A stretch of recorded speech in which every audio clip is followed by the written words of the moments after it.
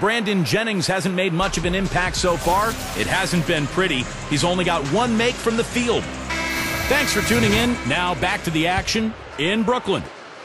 And standing tall over New York Harbor, the Statue of Liberty, as we welcome you back. We've really seen Johnson doing this thing here. He has 8 points, and something else that's been there for him is the three-pointer. He's hit 2 of those.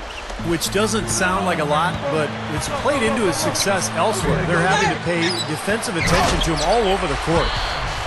And Doris Burke has a report for us from the sideline. Fellas, last season, the first since Scott Skiles took over as head coach in Milwaukee that the Bucks were not in the top half of the league in defensive efficiency. Coach Skiles is looking to turn that back around, and he talked about his defensive philosophy.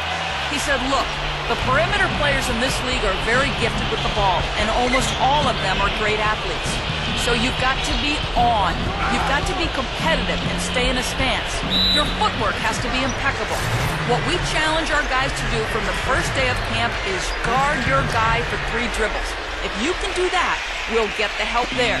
Kevin, sounds simple, not easy to execute.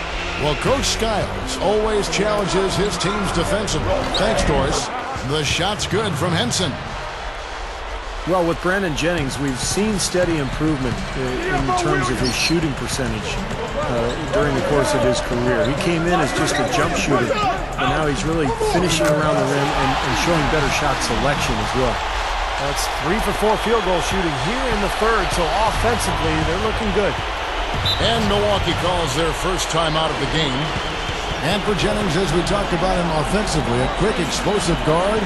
He can't create his shot, Clark, pretty easy. Yeah, I think he could be comfortably a 20-point-per-game scorer in this league, Kevin. The issue with him is just to continue to grow and be efficient, to make the game easier for himself, to know how to harness and unleash his terrific speed.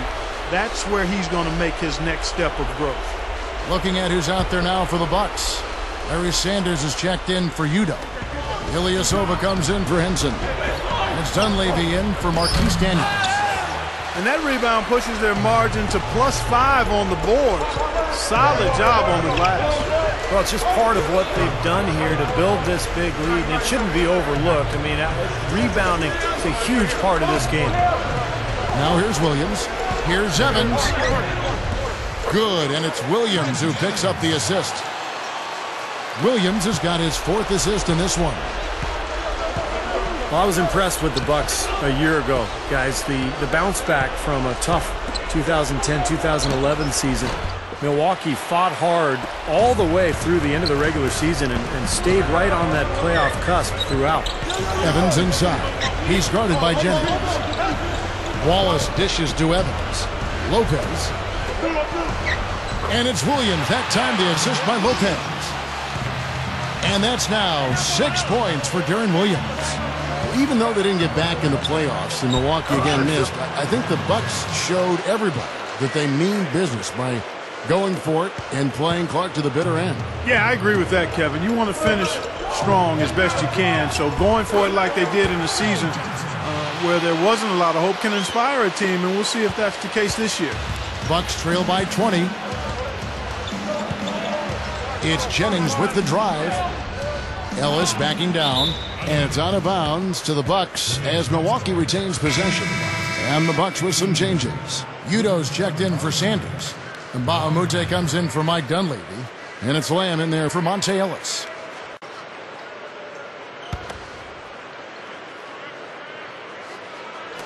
A little over 2.5 minutes off the clock in this final half of play. Williams against Jennings. 4 on the clock. Over Williams. Jennings can't get that one to fall. It's stolen by Udo. Slams it on the run. He's short for the center position, but he makes up for it with tremendous leaping ability.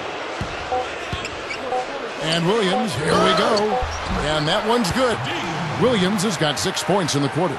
Now, the offensive efficiency has been really important. I think that's been the difference. Well, you know, I think it's pretty simplistic, but it does oftentimes come down to this, making shots. And that's what they've done. The three